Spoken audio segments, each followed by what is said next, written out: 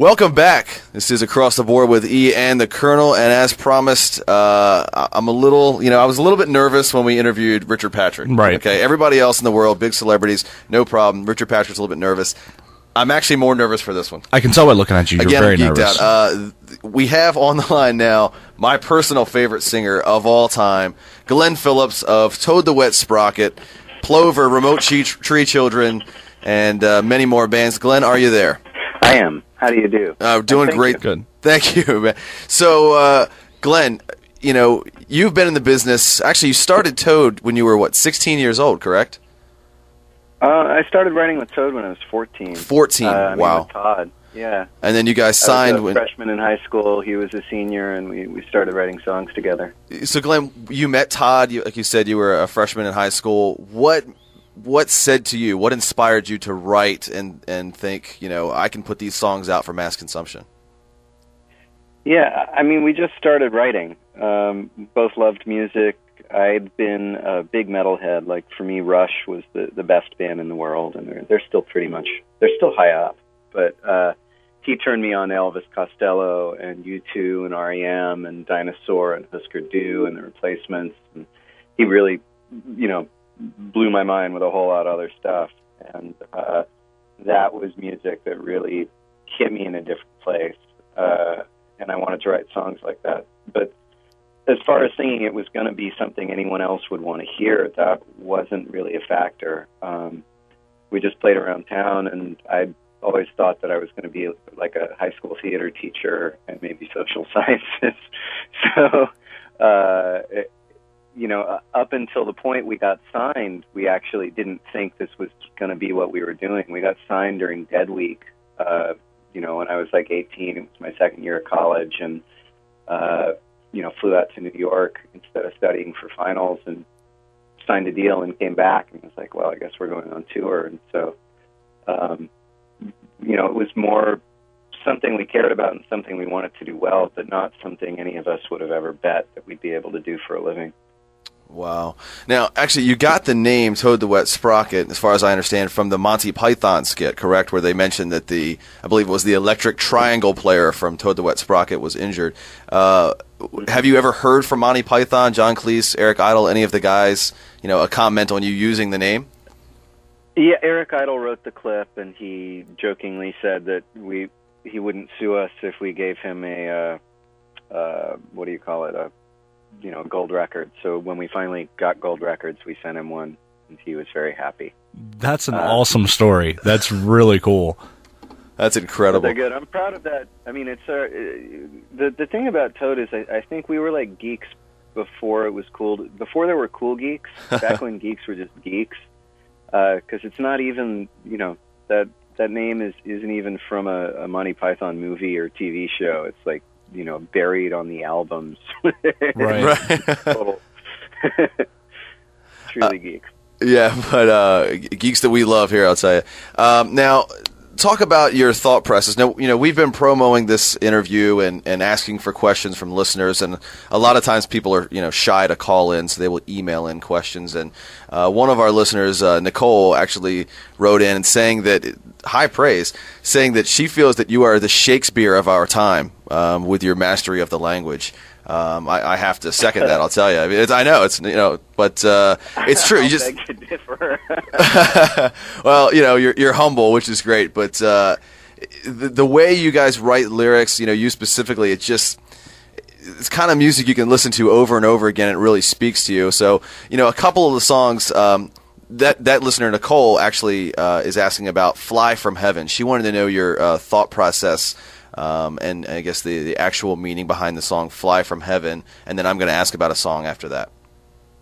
Yeah, well, "Fly from Heaven," to a degree, I'd been reading a lot of Eileen Tegel's books, the Gnostic Gospels, and the Dead Sea Scrolls, and kind of, Apocrypha. I grew up, I should say, in a, let me see, my mom raised me in a Reformed Jewish tradition, so I had a bar mitzvah. My dad took me to the local Zen priory and gave me Idris Shah books to read, and so he gave me a lot more in terms of like Buddhism, Taoism, Sufism, and so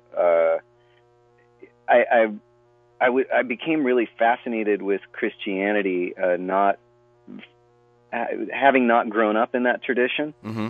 and looking at it more in terms of, mythology, and once again, mythology not in that pejorative sense of saying it's something that's not real, but a phrase I use over and over again is, just because it may not have happened doesn't mean it's not true. Right. And so to view it more, for the sake of the story and for the sake of what it says about humanity as myth. And I really like the Christian story for that, the story of Jesus. I think it's just an awesome story. Mm-hmm.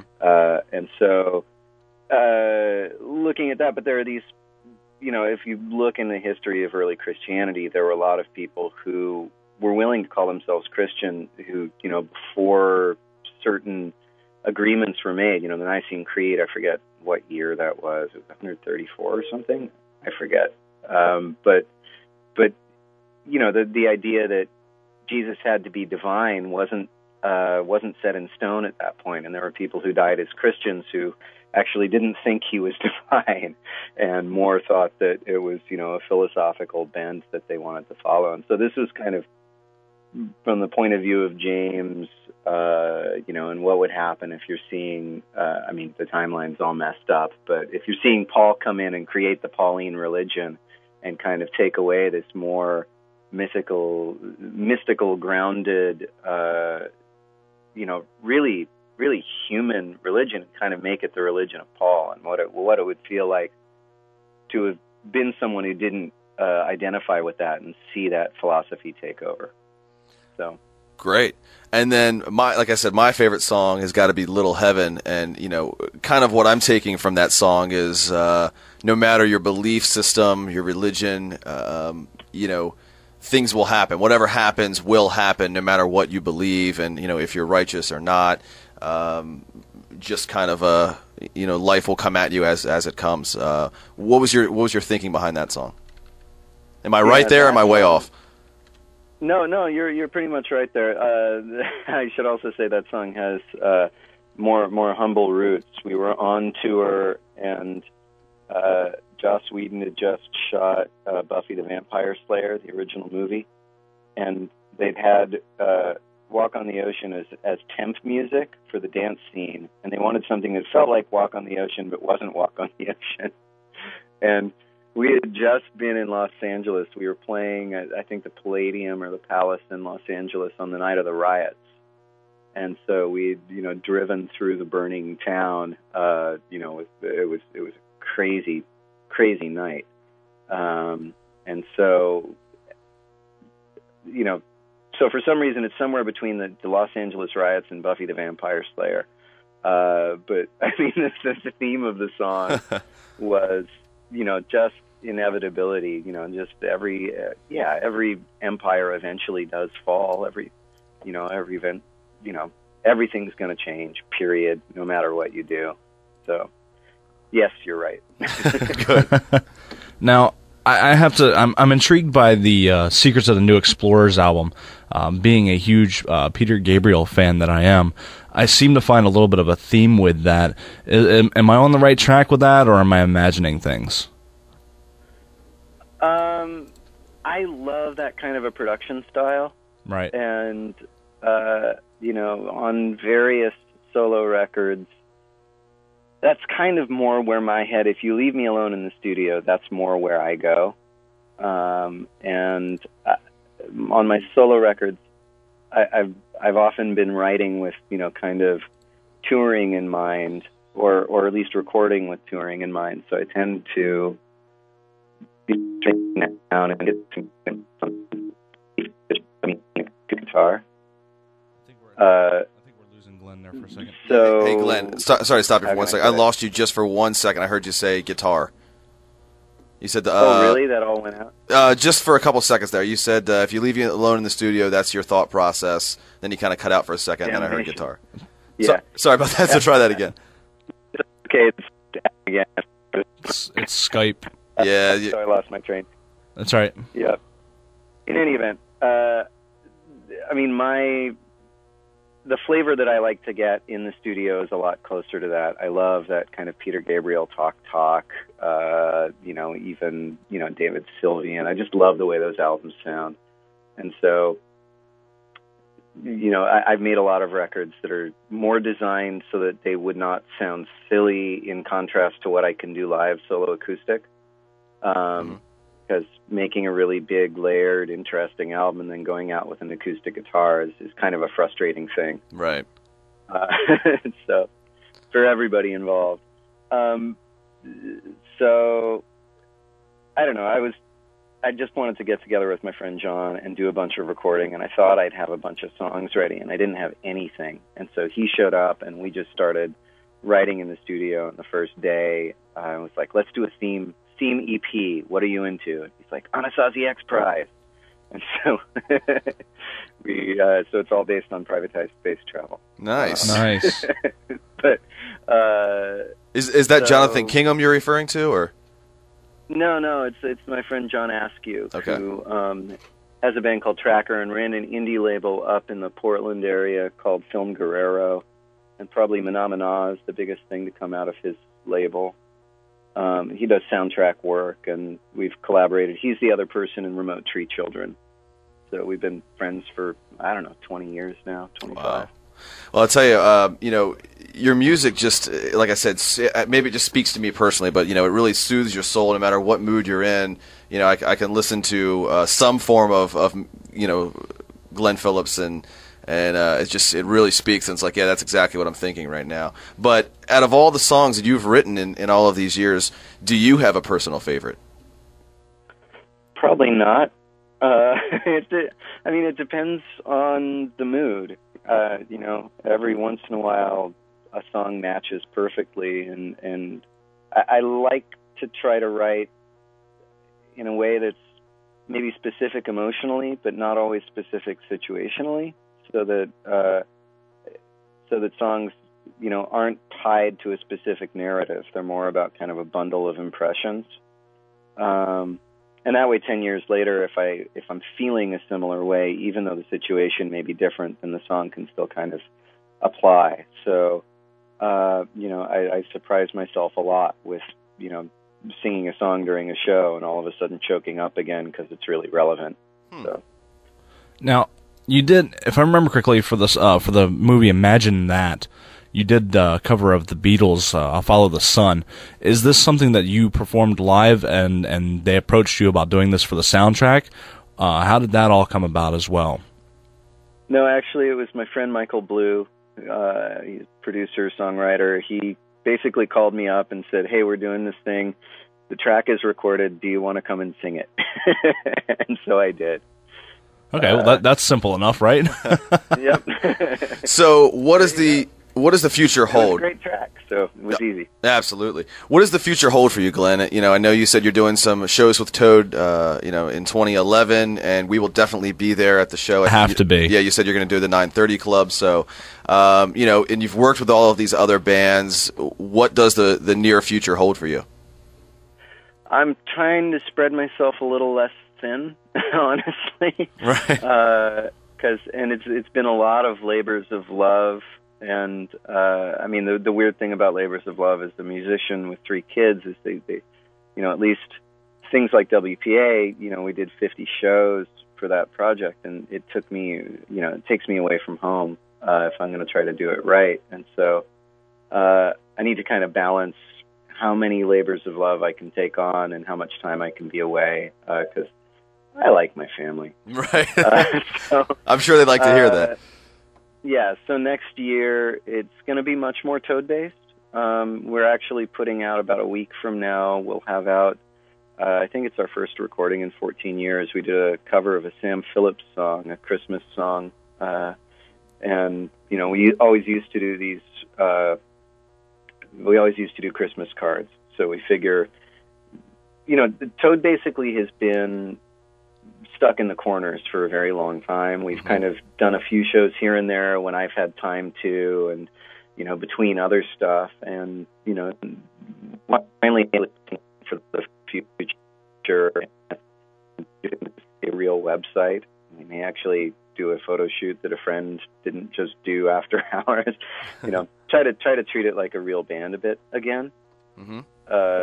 So I mean, that's kind of the big news for next year is Toad really trying to bring out something new. Jonathan Kingham's going to be joining us on tour a lot. Yeah, I saw you play with him. He's a really good compliment to your solo show as well. He's a great guy, and he's pretty much my best friend. I just love being on the road with him, and nothing gets him upset. He's like the most even-keeled person you will ever meet. So he's going to come out and join Toad on keyboards, which is going to be a lot of fun. And I mean, that's kind of it coming up. Just trying to really write a lot, and basically get together as much as I can, and then figure out how to do things. I mean, we're going to have a few WPA shows, and really I need to figure out how to make room for that, because I keep thinking I don't have time for it, and then we'll play a show, and it'll be so fun that I'll wonder why I don't do it all the time. Mm-hmm. Yeah, I was going to ask you that. Do you find yourself? I know you said it's a labor of love, but do you find yourself compelled to write? Something happens to you one day, you're feeling a certain way, and you're like, I really have to get this out into song, or what keeps you plowing through different bands and in different ways to inspire yourself? It depends. I mean, I go through, frankly, having a project to write for really helps these days. I can get really depressed, and my solo career, while appreciated by a select few, it's kind of like Spinal Tap. I have a very exclusive audience. Well, there you go. You should cover Big Bottoms there. Probably, but I can get really hopeless and wonder why I'm bothering, frankly. I find more and more I need to kind of psychologically trick myself into being willing to write again. And so, once again, having projects is great, but the balance of I gave, in the last 5 years, the thing was the energy I gave to projects. I mean, from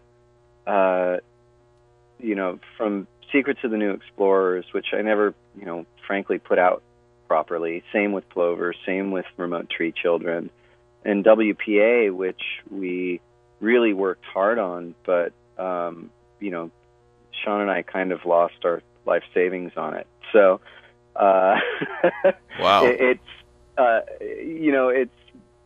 I've done a ton of things with, I don't regret the last years, because I feel like I've had experiences I'm going to remember forever. I love the people I've worked with. Everything's been really positive and really great artistically, but if I put all this time into things, to some degree, I gotta make a living. So, right. That's what it boils down to at the end of the day. Right. Well, Yeah. Well, and but I mean, one of the great things about that, I mean, it's a weird thing to say, is since Toad had a lot of history and a lot of strangeness, and part of me had always felt really trapped by it, and it's been interesting to look at Toad with a lot of gratitude again. And the fact that these guys, have hung out and they're still willing to play with me, and an audience is still willing to see it, and to realize, like, it's not actually something you can take for granted. That's really rare and really good. And, starting to try to write for Toad as well again, and think, okay, what do I want to write? It's a rock band with 3 vocals. That's an exciting project. Absolutely. And, to take that on instead of feeling trapped by my past. I think Napoleon Dynamite has the best example for what it's like to have been in a band that was popular way back when. It's the uncle who's always playing back, right? That one perfect throw. Being in a band is a little bit like walking around, and everyone you meet on the street like stops you and pulls out their iPhone and plays that movie back for you. Yeah. And you're thinking like, well, but I'm going somewhere right now. I'm doing things. You just don't know about them. And so, it as an artist, it can a lot of resentment can build up. And I feel like I've been able to let a lot of that go for the first time in a really long time. That's great. And go ahead.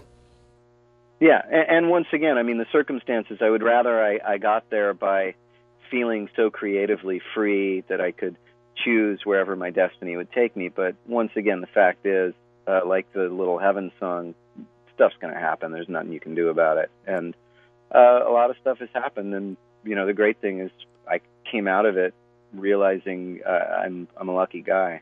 So that works. And we're lucky to have you. I'll tell you, you know, that's exciting to hear you're writing with Toad again. That's great. And then maybe, you know, I guess we'll get to pick which song. Maybe we can figure out which song is being written about the gratitude with Toad. You know, maybe you'll write a song about that. So that's exciting to hear too. And I hear what you're saying, that your following may be small, but everyone that I know that's a Toad fan or a Glen fan is fiercely loyal. So if we are small, we are mighty, I'll tell you. That is good. Yeah. I mean, once again, it's an interesting era. I got myself in a, you know, I guess a personal culture of scarcity and isolation. So, you know, things like, I mean, it's been amazing to be looking, you know, with Toad, talking to management and stuff again, and realizing I'm not going to have to do the mailing list, or, you know, we just got a website redesigned, and, you know, by a real designer, not by me doing an absolutely terrible job of it. And it's the effort that counts, Glenn. Yeah, well, and once again, it's like, you know, and I'm still kind of, you know, tweaking the back end and all that stuff, but it's like this idea that those kind of jobs, that they may actually get to be done by somebody else, so that I have more time to write songs instead of, you know, it's an interesting era. You know, when I go out solo, I tend to go out by myself. If I can, you know, bring John and he can open for me, or I'm feeling like it's a long enough tour that I have to afford somebody to be with me, so I'm not alone all the time. It's like, it's been a very sobering decade. And so, you know, it's great to get some help. And once again, I want my job to make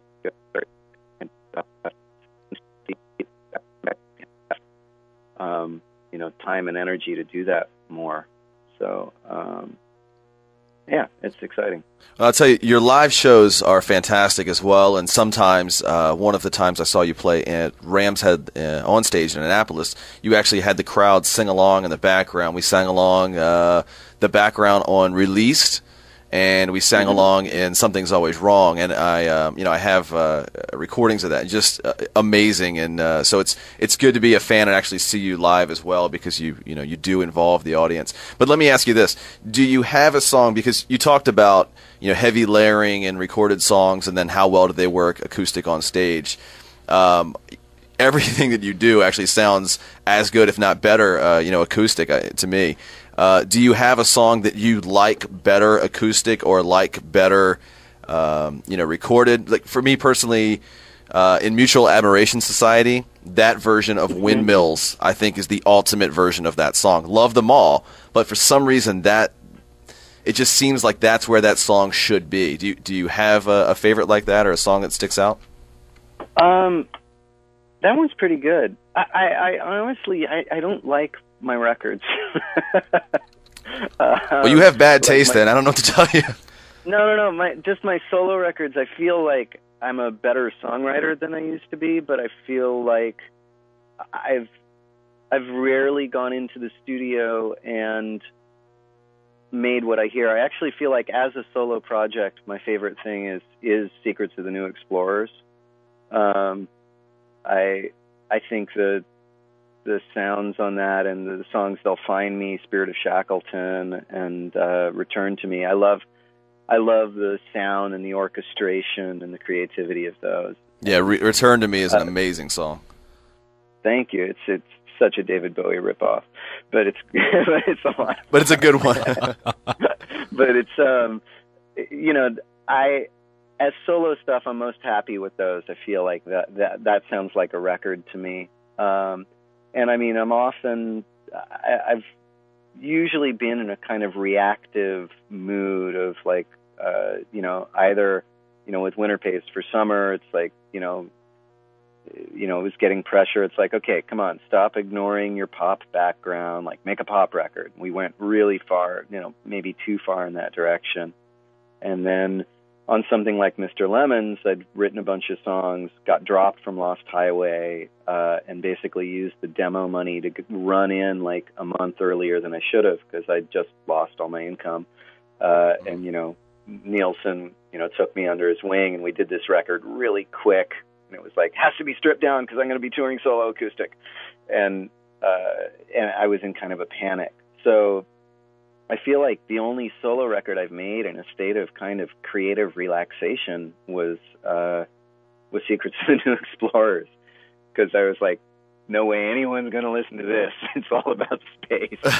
And so it was really freeing. I had a great time. So those songs are great. I mean, Shackleton's a hard one because there's so little harmonically going on.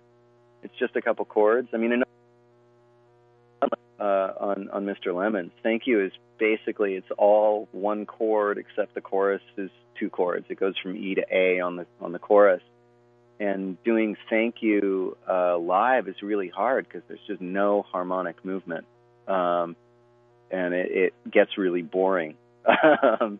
And, there's enough internal tension and internal melodic stuff going on in the recorded version that it keeps the ear engaged. Now, a lot of your works refer to great literature, as like Dulcinea, obviously, from Don Quixote, and Windmills and that sort of thing, all about Don Quixote there. What are you reading now? What's continuing? I mean, are you still that big into literature, or, what I guess, what do you do in your free time now? Oh, God, I've lost it. I've been watching a lot of Doctor Who on Netflix recently. Nice. I like the David Tennant Doctor Who. What can I say? A lot of people really kind of push towards that. Oh, yeah. So, aside from Doctor Who, I mean, the last book that really blew my mind was called Sex at Dawn, which is kind of an evolutionary psychology book on history of human sexuality. That's a cool book. And let me see, just what else have I read recently? There was something really good and really funny, and I can't remember what it was. I caught you off guard with that one, apparently. Yeah. Well, great. Go ahead. No, that's fine. I mean, yes. So, Glenn, tell everyone where they can keep up with you then. I know you said you've had some, a Toad website redone. You've had your own website. You're redoing that now. Where is the best place to keep up with all things Glenn, and where people can see you play and what new projects you're working on? Yeah, well, there's glenphillips.com, and then there's toadthewetsprocket.com. And currently, the tour pages on that will tell you both where I am and where Toad is, or where WPA is. Great. And there's a lot of stuff coming out next year. It's going to be an exciting time. Is there anything that you haven't accomplished yet in your career or in your life, your personal life, that there's a goal just sticking out for you, like I really want to do this in music, or I really want to do this in my personal life? What do you still have to reach for? Plenty. I mean, there's I'd like to have a little more day-to-day personal discipline, frankly. But my personal life, I gotta say, I have a great partner. I mean, my wife is an amazing woman, and how can I say? I feel like we can't do anything that makes the other one afraid, if that makes sense. Like, absolutely. We're both there for wherever we need to go. Are we having a weird Skype moment again? Yeah. There was a brief weird Skype moment, but you're back now. Yeah, I heard robots. But no, I mean, my family and my friends and my life, I'd like to be more engaged in my life when I'm home. And a lot of that's just organizing tour correctly. I mean, my idea of success right now is basically I want the life I have, but, with a feeling of support on the minutia and a few people, around home that I can call on to bring in to, to work with more frequently. That's about the size of it. Once again, the life is okay. It'd be great to save and possibly retire someday, or at least have the option of retiring. Right. Getting in, there's basic things with playing. I felt like I was finally starting to knuckle down on guitar and become what I thought was more of a real player. And then I sat on a glass table and slashed my ulnar nerve in my left arm. And so I read about that. Yeah. How have you recovered from that? I haven't. I just had to relearn how to play guitar. And so, I'm down to three fingers on the left hand and kind of limited mobility because of the ulnar nerves connected to a lot of the interfinger muscles. So I've had to really, relearn from scratch how to play guitar. And you can only move three. You can only move 3 fingers on your left hand, you're saying? Well, I can move all of them, but my pinky is, when you hit your funny bone really, really hard and it goes numb, it feels very large, like it's been inflated. Mm-hmm. That's how my pinky is all the time. So, and I can't really stretch. I can flex my fingers, but I can't fan them out, if that makes sense. It does. I know exactly what you mean. I have to plant my thumb and stretch with that. And, it may or may not come back in the next couple of years. And so, nerve regeneration is tricky like that. But, it's been really interesting to, I kind of felt like I was getting somewhere as a guitarist, and then I had to start from scratch again. And, needed to learn really quickly because I had to go on tour and make a living. I had to cancel a tour when I, cut up my hand. And so, it's been a great challenge to kind of try to get that back. And, I can pretty much fool people. What I'd love to get back is a sense that in the studio, I don't have to cheat so much to pull it off, because there's really a microscope in the studio that there's a lot of stuff I can fake live that I can't really fake, when things are stripped down. Right. So, I'd love to get a better handle on that, but there's time for that. Right. And, of course, the voice is still going strong and still there, and just, for my money, one of the best voices of our generation, or any generation for that matter. I'll tell you, love it. So, keep putting out the incredible work, keep being inspired. And I know you said you're a little down, but believe me, like I said, your fans are behind you no matter what you do, all of the projects. Thank and just truly blown away. A lot of people write music and it's like, that's good, or I can listen to it. The music's bouncy, whatever. But you're musically it's beautiful, lyrically it's beautiful, and just truly inspiring stuff. So please keep being great, and but not too much pressure. Yeah, well, there's going to be a lot more. Once again, doing especially doing the stuff with Toad, that's creatively exciting again, and personally exciting again, which is a place I never thought I would be. And I've got so many awesome friends who I like making music with, and so it's exciting, and it's exciting to know that something's going to come out that people will want to hear a little more broadly, which frankly gives me the opportunity to do more labors of love. So it all makes me happy. Glen, again, thanks so much for your time. Huge for you to be on with us, and we look forward to following you, and we will keep everybody updated as to what you're working on and when you're coming to our area, or actually we broadcast through the internet. So all of anywhere you go, we'll keep people informed as to where you are and how they can keep in touch with you. We appreciate it. Again, this is Across the Board with E and the Colonel. We're going to get into some Toad right now. We'll be back in just a little bit. This is Across the Board on Hawk Radio. HawkRadio.org.